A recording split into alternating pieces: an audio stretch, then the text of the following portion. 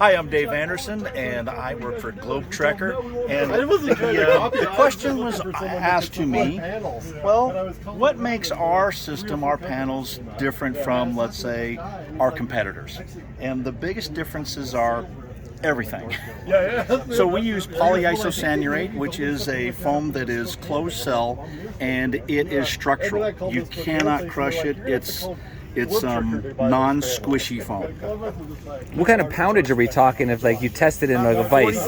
45 pounds per square inch. Okay, and we also know you do not laminate a hard surface, this is FRP, to a soft surface.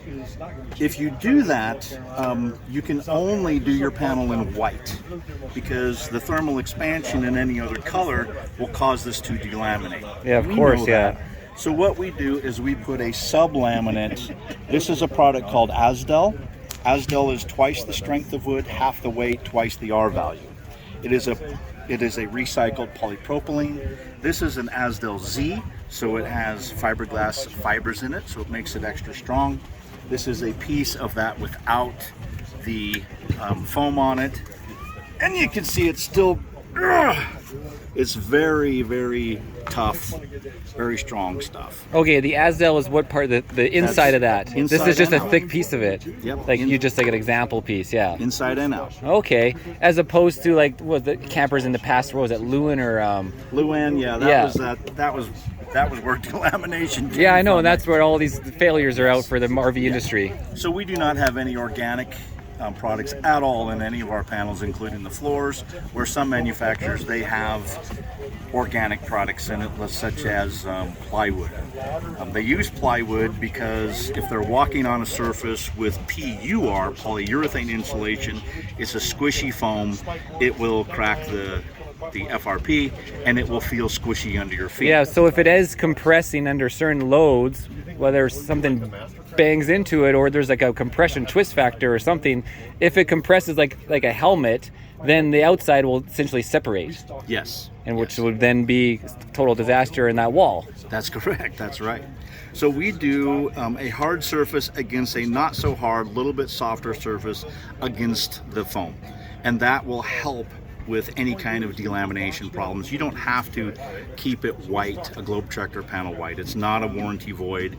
We've had them painted different dark colors. It's totally fine, and the panel will hold up just fine to that. Nobody uses polyisosanurate because it's an expensive foam. It's structural. Not only is it the most fire retardant foam on the market, but because it is structural foam, it decreases the amount of time that it takes to, let's say, put in a window. Overland, a good manufacturer of windows in the US, they actually, if you look on their website, it is a warranty void to put a Overland window into a composite panel. Now, why is that? Well, most of your composite panels are squishy foam, and theirs takes a gasket to compress, and it compresses the gasket. The window from the outside to the inside. Yes. Like, is it bolted to tighten it? It bolts, yeah, and it compresses a gasket on the outside, so there's no glue. Okay. The squishy foam, what it does is it gives, and then that gasket starts to release, and then it starts to leak. And Overland was getting blamed for leaky, garbagey windows when it was actually the foam. Yeah. So they said you have to put a furring strip around. For us, that's labor intensive to do that. Our engineers calculated the strength of our panels, talked to their engineers, and they said, nah, you don't have to do that with yours. You can just cut the hole, put it in, because it's not a squishy foam. How long have you been making these panels? We've been making these panels for about 4 years. Okay. I actually had a piece that was submerged in water for 3 years. Yeah, I saw your video and it froze in the winter. It froze and it broke the bottom out, and well, that was the end of my experiment. But I could take it out. Now where I cut it, I've opened up all of these cells on the surface. So the water would soak into the surface, but below that it was completely dry because it is a closed cell, and it was still floating. So I would take it out and weigh it, and it was not absorbing any water on the inside. Yeah. So we know that is, you could submerge it for years on end and it's not going to hurt it. There's no formaldehyde smell because there's no organics in this product. So those, in a nutshell, are just some of the differences between some of the competitors who are trying to emulate a really, really solid panel, and well, we just think ours is the best. What were you doing before you made these 4 years ago? Like, how long have Globe Trekker and your subframes, etc., been around? What was I doing personally? Yeah. I went back to college and got my MBA. I know I'm a late bloomer. I was like 52 years old, and going back to college, get my MBA. I ran, this is kind of like totally off base here, but I ran a 911 center for a county that was, their 911 program was really in bad shape. I got called by one of the county commissioners, Dave, can you help us out? And I had just retired for the second time flying EMS, air ambulance, and I was going back to school, and I said, yes, I'll come help you out. And the program was in really bad shape, so it took me 2 years to get back up to being good to go. I think we were the 4th county in all of Washington to become 911 next generation compliant. So we even beat King County, Seattle. We beat them, and we're tiny little Lewis County. Anyway. What is your tie-in for, why did you come with Globe Trekker? What is your tie-in to this expedition lifestyle?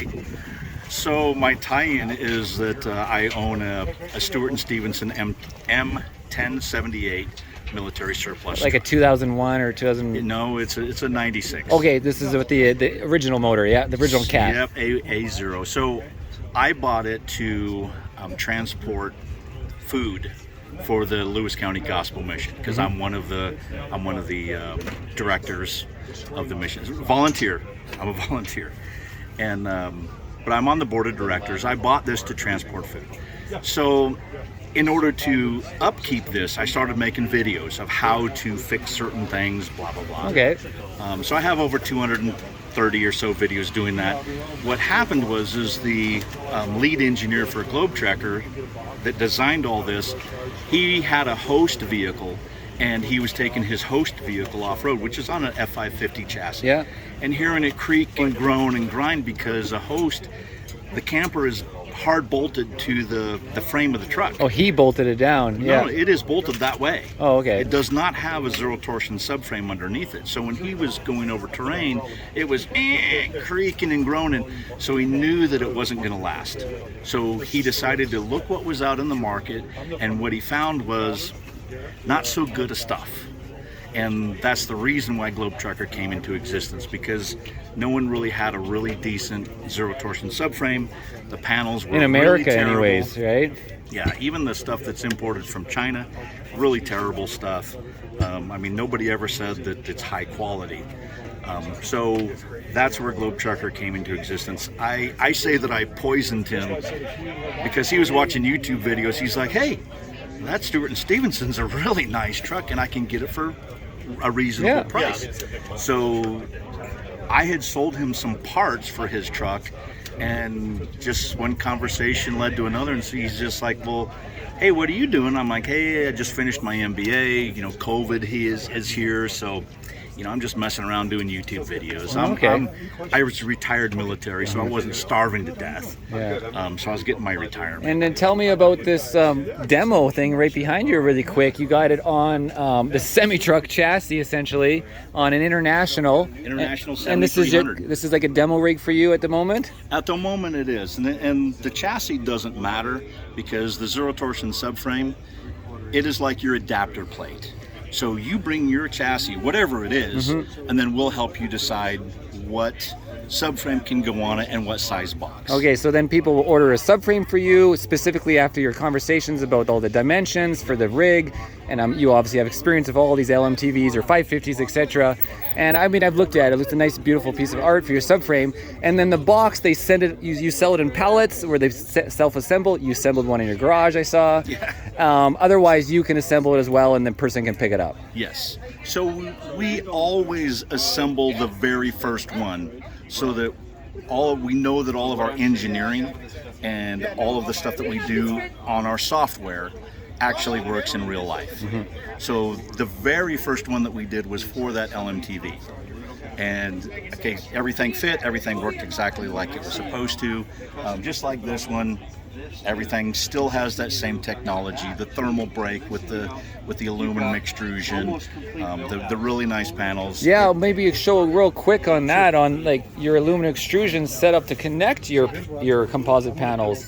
Essentially, these would go between the panels, and then connect the L essentially, right? Yep. And then you had a bolt-on for a rub rail, which is removable from a bracket. And I really thought it was just I mean, look how strong this is. This is ridiculous. So we engineer everything. All of these extrusions come from us. Nobody else makes them. They're ours. We own the dies, do all the tooling. Our brush guards are designed to not bend or break. What's meant to bend or break is the actual bracket, because this is the cheap part. Yeah, it's the cheapest part to replace. And you want a weak link anyways, because you don't want it to rip into your actual structure. Yes, exactly. So the thermal brake, this is an extrusion by Globe Trekker, and it has integrated glue pockets, the dimensions of which match the Sikaflex 552 that we use. Yeah, that's right. So then you're filling the seams before you slide it together. Yep. So 4 beads, and then you have the thermal brake. Okay, and that's kind of like a Delrin in there almost, huh? Yeah, it is an epoxy. Okay. So it is filled with Is it epoxy. flexible at all if you kind of move it right now between your two It's not very hands? flexible.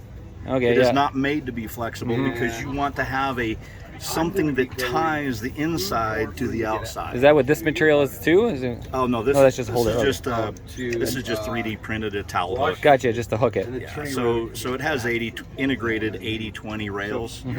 So if you have your series M8, series 45, anything will fit inside there. So that's just 3D printed. Yeah. What is like you have estimates on, this is obviously a little different version, like you said, a little skinnier of a version versus your Expedition. In terms of a habitat, what is 18-foot habitat box on this one? This is a 19. 19. What is like the cost of the, maybe not fully assembled, but just all the walls and all the kit?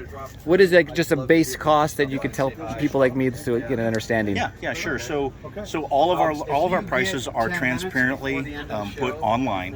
This 19-foot with brush guards is somewhere around $34,000. Okay. The subframe for this one is somewhere around $15,000. All right. So for about $46, you can get the subframe. This monstrous habitat. Yeah, I mean, this is a big habitat. And the 5.0 torsion subframe. Yeah. And in terms of like a truck camper version, so you have like a 13-foot floor with the overhang, price is just a little less maybe? So to like fit an F550? Yeah. Okay. F550 cab over with brush guards is right around 35. Okay, yeah. So there you go, a good starting point. Your subframe is like only 12 feet. Yeah. Because you have a 12-foot base, 2-foot departure angle, so your base is 14 feet. And then you have your overhang, which is anywhere from 5 to, you can go up to 80 inches. So you can have a king size north-south. You're not having to crawl over somebody to get out of your for sure. cab over. So I could and then essentially have it shipped on a truck or come pick it up, and then I can figure out my builder if I'm doing that DIY style. Yeah, so 50% do DIY, 50% build. Yeah. And the reason why you can do DIY is because you don't need to have any special tooling. Yeah, I mean, besides just trying to rope it in the air to hold your panels as you're kind of manipulating the square shapes.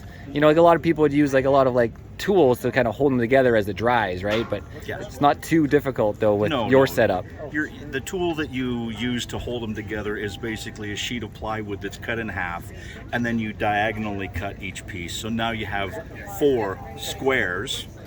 You put lightning holes in them, and then you put the square on the extrusion, and then you use quick clamps to clamp them together. Yeah, quick clamps. Yeah. So you do the plywood kind of like its exoskeleton and to attach it to it. The plywood is just for providing a square. Yeah, to make it square. All right. Well, I'll get some shots on the other side of the camper and of your subframe, but thank you for the explanation. You're very welcome. Cheers, Anytime. cheers. Okay, have a good one. You too. All right, guys, so here is this massive international. Here's 7300, and here's the Globe Trekker torsion subframe. You can see the 1 pivot, 2 attachment, and then you can see it's like a double on this one, 2 center pivots connecting to the frame to distribute the load on the frame, which is nice. And then even on the front here, the final. And then yeah, and then this is obviously the paddles, and then their aluminum whole setup around the edges. And then here's the doctor. You ready to move on? Yes. All right, let's do it. Yeah. Anyways, guys, my name is Marcel. I hope you enjoyed that explanation, because we could look at some other paddles and see how they compress. Have a good one, guys. Cheers.